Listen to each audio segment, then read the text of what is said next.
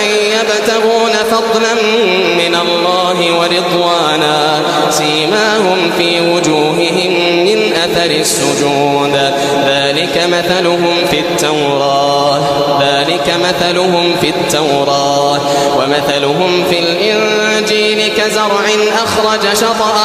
ومثلهم في الإنجيل كزرع أخرج شطأه فآزره فاستغلظ فاستوى على سوقه